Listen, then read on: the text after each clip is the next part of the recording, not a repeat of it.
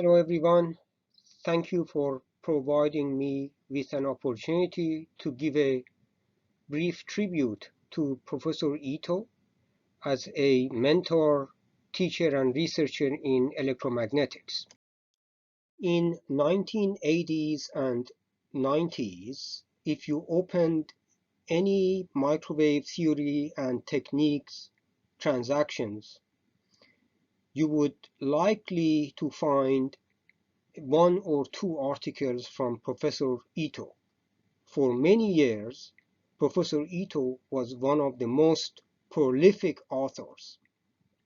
If you read, in fact, anything in EM and microwaves area, his name would not have escaped you. And that's how I learned about Professor Ito and his work, and it became one of my goals to pursue my graduate studies with him.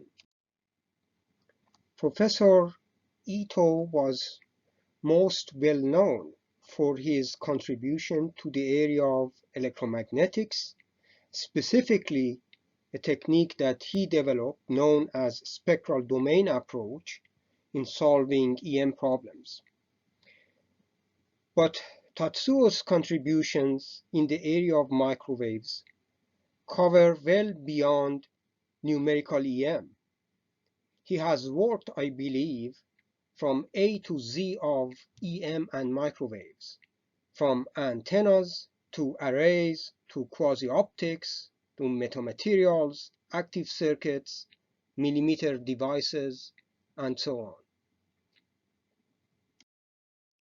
In the following slides, on the left side, I'll show you some photographs of handwritten notes of Dr. Ito's lectures in the area of electromagnetics and numerical techniques. For example, in this case, Professor Ito was teaching us spectral domain technique. And on the right side, I show photograph of Professor Ito and his colleagues. Dick Sparks here is shown with Tatsuo in perhaps one of the early MTT Society meetings. You will find a theme in photographs that I'll show you, and that show Professor Ito with his colleagues who are no longer among us. They are all passed away. So EM area and MTT Society specifically have lost quite a few dedicated scientists in the past few years, and in a way, this is also a tribute to all of them. So soon after joining Professor Ito's group at UT Austin, I realized how hard Ito worked. His normal workday would begin at 8 a.m. or so, and it would continue up to midnight. Must say that Saturdays and Sundays were also considered to be like normal working days. In a way, Professor Ito himself set an example of hard work and dedication to EM for all the students to follow. I must say, to this day, I do not know of anyone with such a consistent dedication and tenacity like Ito to conduct research and mentor students over many years. In this photograph, you see Verdo Ivanek and Tatsuo Ito. Again, Dr. Ivanek passed away not long after Professor Ito.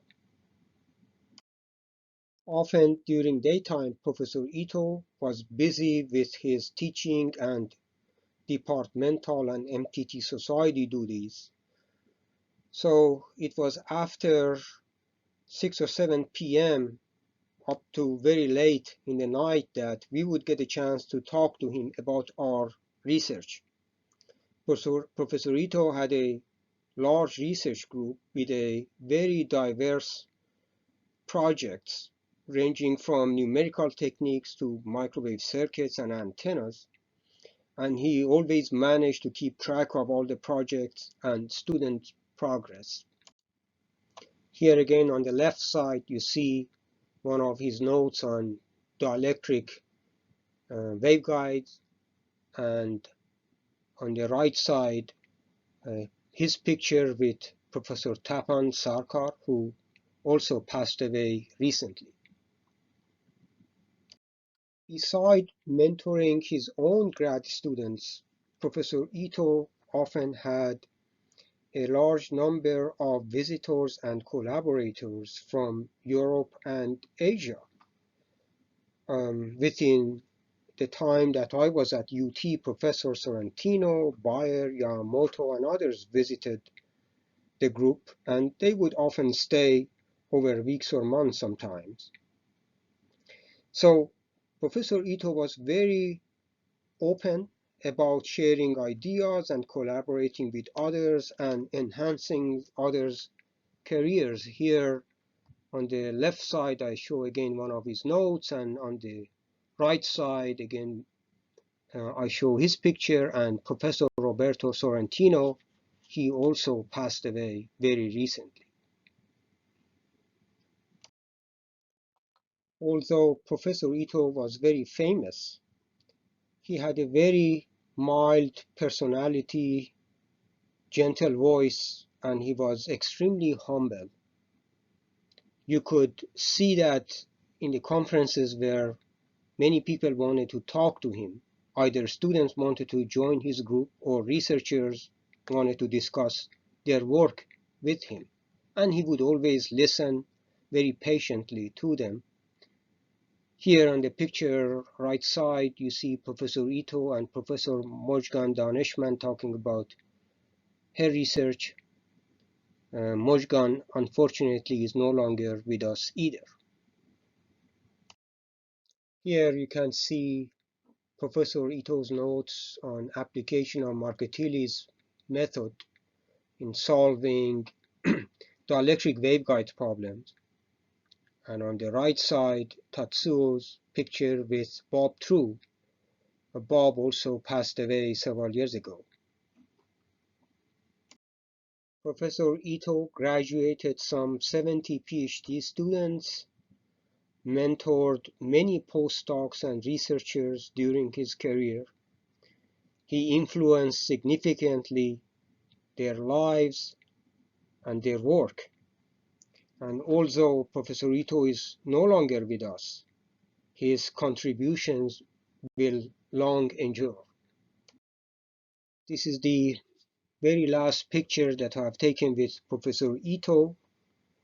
It's during the 2018 IMS meeting in Philadelphia, and he is among several of his former PhD students. And here is the picture of Professor Ito in front of whiteboard with one of his outfit traits, that is use of pocket protector. May his soul rest in peace. We will miss him dearly.